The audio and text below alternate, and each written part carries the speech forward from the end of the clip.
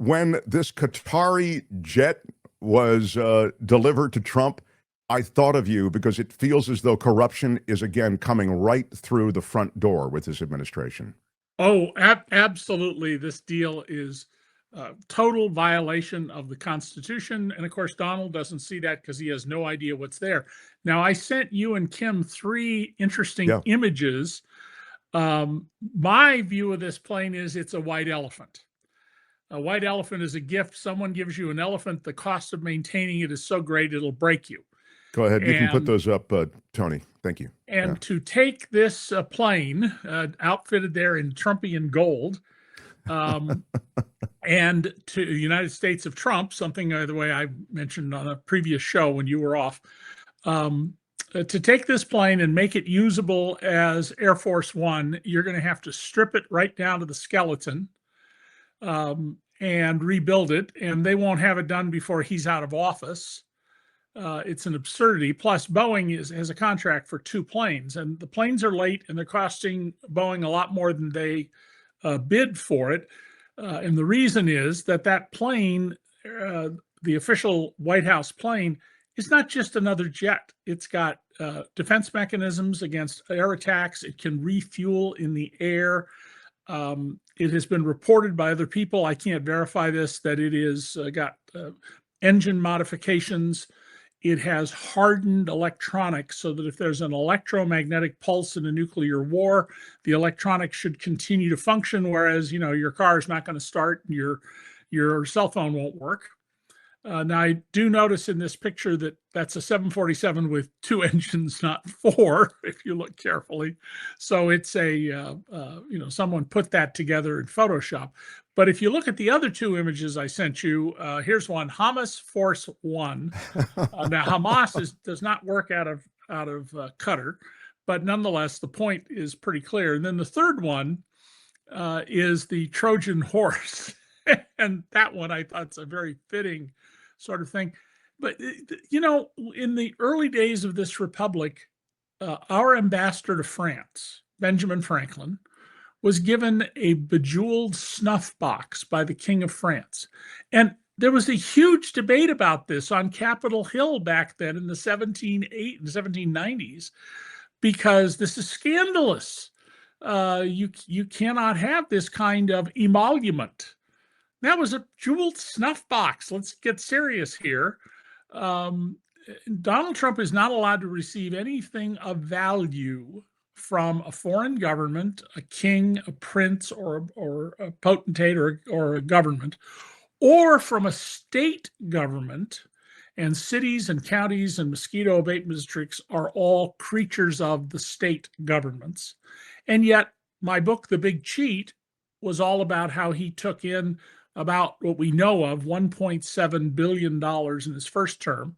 Here, he's clearly taking in a great deal more money. The bejeweled snuff box. There we go. And, Donald's defense of this, well, who wouldn't take a free airplane? Well, an answer to that's very simple. Anybody who obeys the Constitution is president, and anybody who's honest, because the Qataris aren't giving that out of the generosity of their hearts. They want things from us. And that's what this is about. Just like the golf course they're going to build for Donald and pay him fees for it, and the, what's it called, LIV golf tournaments run by the Saudis. Everybody is lining up to put money in Donald's pocket. And let's not forget that on January 20th, 2017, 8 years ago, when Trump was inaugurated, he stopped his motorcade on the way to the White House. He got out with the family. They took a 2-minute turn on the pavement on Constitution Avenue, right in front of the Trump Hotel.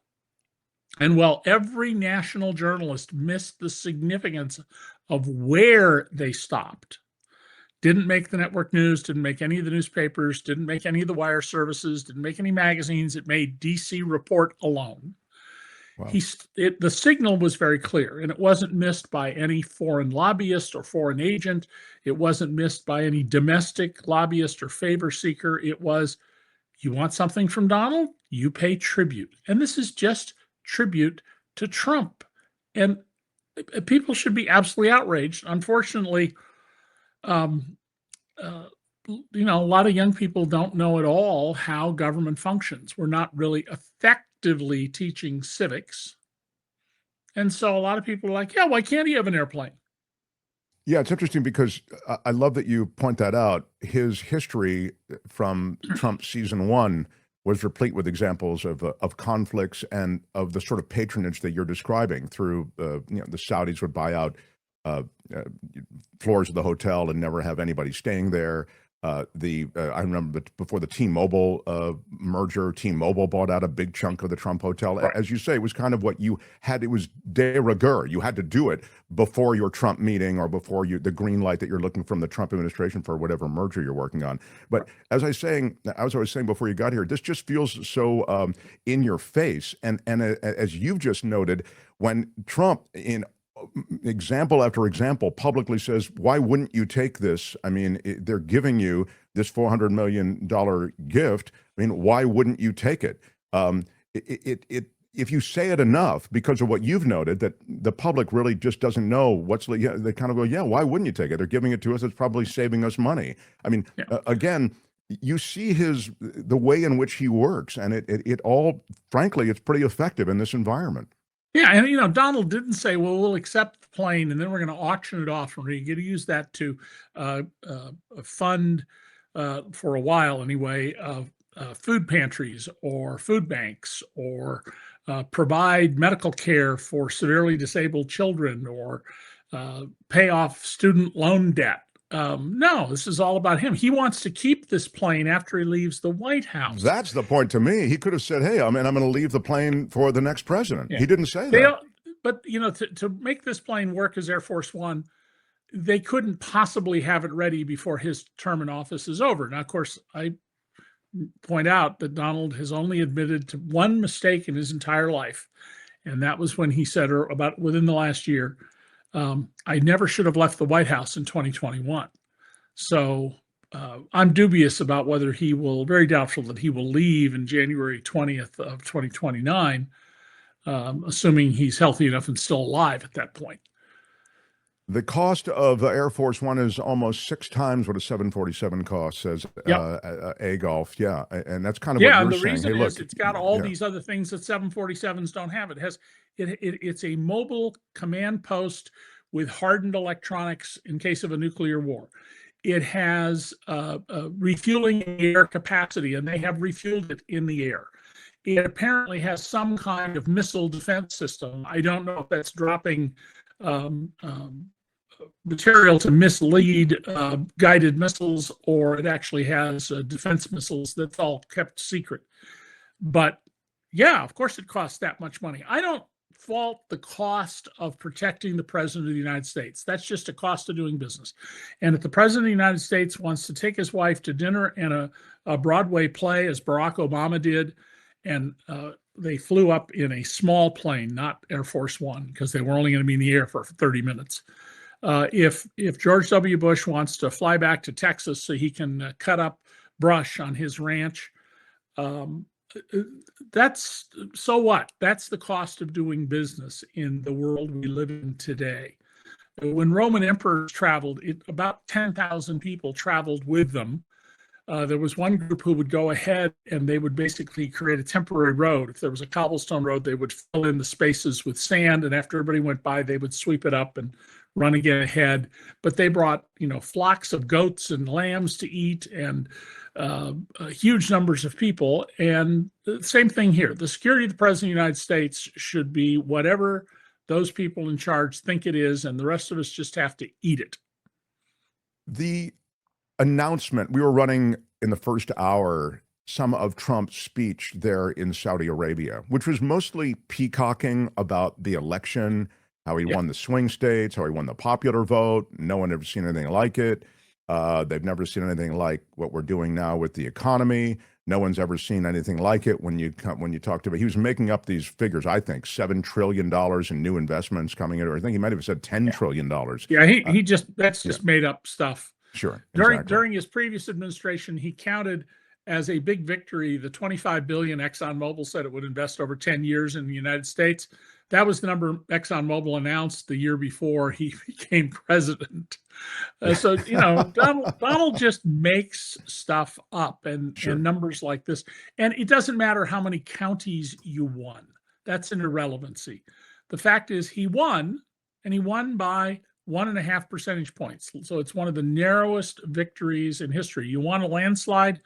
Ronald Reagan in 84, Lyndon Baines Johnson in 64. Those would be my two primary examples. Richard Nixon in 72. Sure. I guess 3. I mean, I don't know. I don't know that we agree on this, but I have serious questions about what happened in Pennsylvania and just in terms of voter disenfranchisement. I think that there are questions about, the running the table in the swing states for him. Yeah. Well, the indisputable fact is that there were fewer voters in 2024. Sure. And the very first political science reports are just starting, scientist reports are just starting to be published. They show the initial ones that young men and mothers of young men went for Trump. And I think that says a lot about how the Democrats have abandoned their historic role as the party of working people.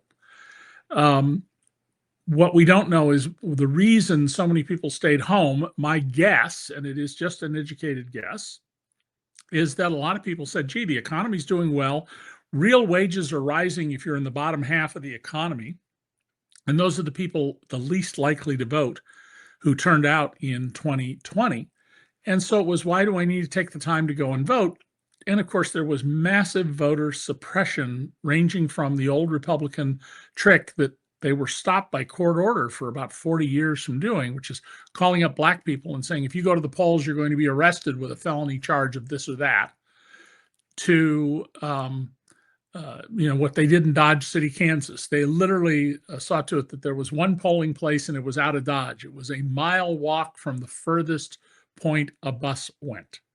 Yeah, and a version of that happened in Texas as well, right? Yeah. Yes, and all sorts of tactics like that. Yeah, and in Houston, a city of, I think it's 4.2 million people in Harris County, they had one drop-off box for ballots if you were filling out your ballot at home. One.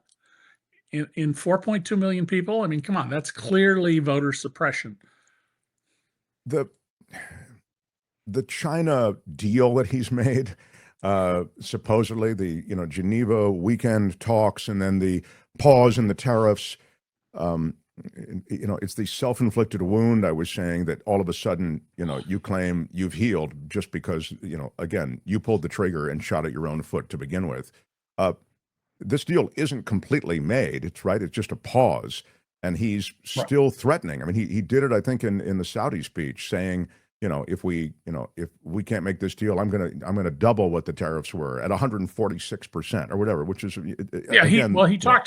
he talked in one of his talks the last few days of a 400 and some percent tariff. Exactly. Thank you. This supposed deal over the weekend amounts to exactly nothing.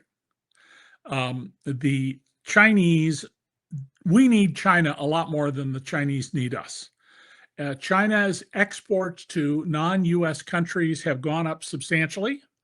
It will hurt them in the short run that we don't buy as many knickknacks from them. Trump's reduction of the tariffs to the 30% level only applies to big business. So imagine, Mark, that instead of having this radio show, you ran a business in Hollywood along the Hollywood Walk of Fame where you sold Hollywood trinkets and tchotchkes. Sure. You'd be still paying the 145% tariff, because Trump is not about helping small business people any more than he's about helping workers. This is about big business. People can put big money in his pocket directly or indirectly. And the Chinese are doing just fine. And the Japanese, who hold more American debt than anyone else, $1 trillion worth of American federal government debt. So the Japanese hold, David, the Japanese hold more debt than the China. Chinese. Wow. More than China. I wasn't aware of that. Yeah. Yes. And the Japanese, through their diplomatic staff, just told the White House, you want to be nasty to us, we can just dump all those bonds. The idea that Donald has that nobody will push back is ridiculous. Of course, they're going to push back. And the nightmare for us as Americans is if the European Union, the UK, Canada, Japan, South Korea, Singapore, Australia, and India get together and form their own free trade zone, and they give India maybe not membership, but privileges, we become an irrelevancy. Absolutely become an irrelevancy. And Donald doesn't understand any of this because he doesn't understand anything. His appalling ignorance. He keeps every day saying things that are just ridiculous nonsense. And yet, there's apparently 1 in 4 Americans who think that he's virtually a living God, and whatever he says is revealed truth. Well, he says nonsense, David, but it's the way he says the nonsense that we like so much. Is what they're thinking. Yeah, I agree. I agree. Yeah, I mean, it's crazy. You talked about it. He's the greatest con man in American history. I mean, it's remarkable. I mean, it's hard to imagine having screwed the pooch so badly in season 1 and then getting renewed for a second season. And an administration now that comes to power and now gets right out of the gates, killing the economy. Well, not only killing the economy, but I mean, this is a full-on kleptocracy where Donald is lined up.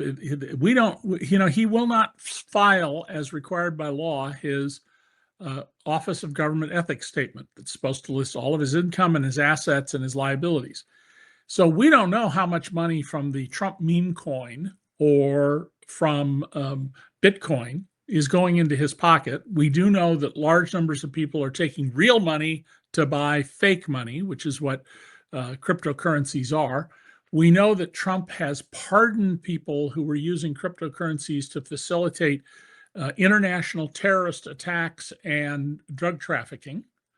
But of course, Donald has a very long history of close involvement with criminals, serious heavyweight criminals, including the drug dealer Joe Exelbaum, who was his business partner. I mean, not just dealer. Joe was one of the biggest narcotics traffickers in the country. You wrote about that in one of your books, I know, yes. At some length. Yeah, yeah, it's in my biography, The Making of Donald Trump, and it's all from public records. Everything about that is in the public record, and yet none of the major news organizations have touched that except for one passing reference that's pretty vague in the New York Times. I mean, you had to really be informed to catch it. Nobody wants to touch it, even though it's all public record. And Donald's also shutting down things that really matter. I mean, they are effectively closing the Occupational Safety and Health Administration and the Mine Safety Administration. Workers are going to lose limbs. They're going to die. They're going to be blinded because of that. They are literally proposing in the budget to take medicine and food away from poor children, the elderly. They want to stop Meals on Wheels, which extends lives and saves the government money. It's also, it's like not even a rounding error in terms of the minuscule amount of money. No, the amount of money is bupkis. This is a government of, by, and for rich white men. And you see that in the decision to provide immediate asylum and speedy citizenship to the white racist farmers, the Afrikaners from South Africa, while saying we're going to take the Afghans and their families who helped our soldiers as translators and lookout agents during that 20-plus year debacle and force them to go back where the Taliban will torture and kill them. There's no mistaking what's going on here. They're being very upfront about it. What's shocking is the lack of response. And I don't buy the notion that people are fatigued. I appreciate Trump fatigue. Trust me, after 10 years of doing this. You of all people. Yeah, but the lack of response is just absolutely god awful.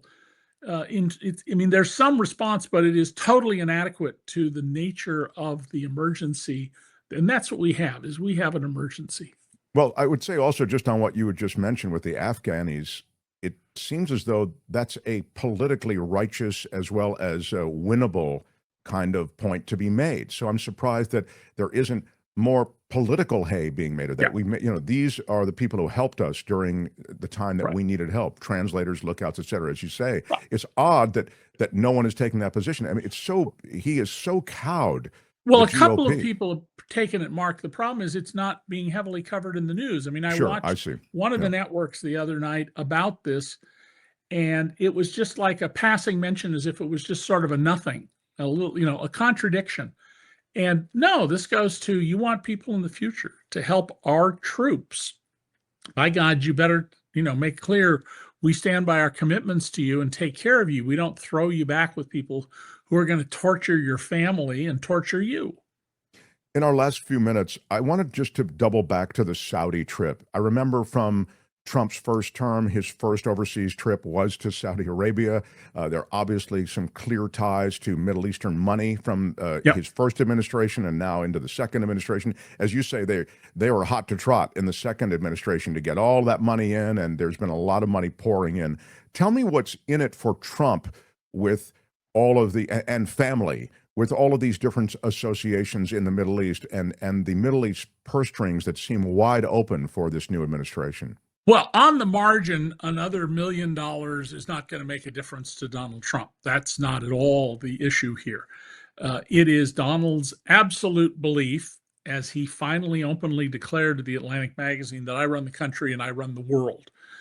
It's his ego. This is about Donald's belief that he is special and that he's the only person who should be president of the United States. Everybody else is an idiot. And he's been that way his entire life. It's understandable that he's that way because of who his father was and how he chose to respond to his father, because there are options. He could have walked away, he could have stood up to him, but he bent to him the same way Lindsey Graham and Marco Rubio and Ted Cruz have completely bowed down to a man they called, a kook and a racist and other things that are all true. So this is really about power and then about money for the family. But the money represents Donald's power. See listen to what he says about the trade deals. They're all coming to me and saying, thank you, Mr. President. No, they're not. And the British deal that was just mentioned, it's a non-deal deal. Read the British newspapers. He bragged about how great Rolls-Royce cars are. Rolls-Royce sells fewer than 2,000 cars a year in this country. And we sell, not during the pandemic, but this year we'll sell somewhere in the neighborhood of 16 million cars. So 2,000 cars, less than that is that bupkis. Was odd though, that he gave tariff relief to not only Rolls-Royce but Jaguar and Range Rover too, the British motor. I didn't get that, David. It just didn't understand. Because it's for some rich of the stuff people. He does is a little it's for rich white people. It's for rich white people. I see. Okay. I mean, that's and I don't. Maybe I'm trying to read too much into it. Yeah. Yeah, I don't mean prosperous, wealthy. Somebody worth $10 million. That's pretty darn prosperous these days. We're talking about seriously rich people, people with annual incomes often not required by law to be reported or simply not reported, whose incomes are $10 million a year and up. That's the narrow base, plus the corporate executives who run these big companies and are all rushing to, do his favors. I mean, Elon Musk used his position to get more contracts and to shut down accountability by getting rid of inspectors general and other people who raised questions. And then now in the trade deals, they're telling countries, well, if you want a trade deal, you have to give Starlink, the Elon Musk satellite communication system, contracts. So this is all just utterly corrupt. And it's worked. It's absolutely worked in a corrupt way. If the Democrats can replace the Republicans in control of the House anytime between now and January 20th of 2027, that will change. There will be serious investigations. You will see constitutional scholars like Jamie Raskin, very serious litigators like Dan Goldman and others using the power of Congress to go after the Trump administration. Now, Pam Bondi, Trump's utterly corrupt attorney general, has announced that she will arrest Democrats, and Tom Homan, the border czar, said the same thing. So the arrest of the mayor of Newark, New Jersey, and the threatened arrest of Democratic members of Congress and their staffs, let me just point out, Congress passed a law with bipartisan support that says that at any ICE detention facility, members of Congress and their designated staff have an absolute right to not just show up without notice, but to enter this property and inspect every bit of it. So to threaten to arrest members of Congress for something that they have lawful authority to do is indicative of what the broad plan is here. And the broad plan is block any accountability, block any way that people can protest, and make sure that only the proper language, Gulf of America and the like, is used so that people are not informed and Donald Trump can accrue unlimited power as our dictator. Well, Bondi, to whom you refer, has just rubber stamped everything, even the Qatari deal. She said, "Oh, it's perfectly legal." I mean, there was like not even a pause. So, and she used to be $100,000 a month registered agent of the Qatari government. By the way, the Qataris are our friends. The U.S.'s most important military base in the Middle East is in Qatar. It's where the command center for that part of the world is. So the Qataris are not the Saudis.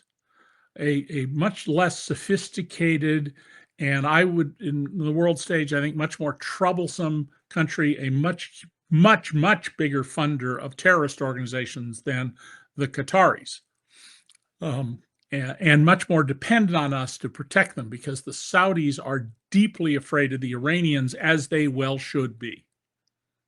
Sure. And the Saudis have their own problems that have been just roiling for a while, right? With the populace that's filled with Wahhabi extreme Muslim beliefs, and they're trying to kind of keep that pot from boiling over. I have to let you go, I'm told, and love our time together. Thank you, David. Look forward to the next time. Talk to you next week. All right, David K. Johnston, everybody. Hi, it's Mark, and I thought that was great. Hit the notification bell. You'll know whenever there's a new video being dropped, and please subscribe to our channel to help us save the universe.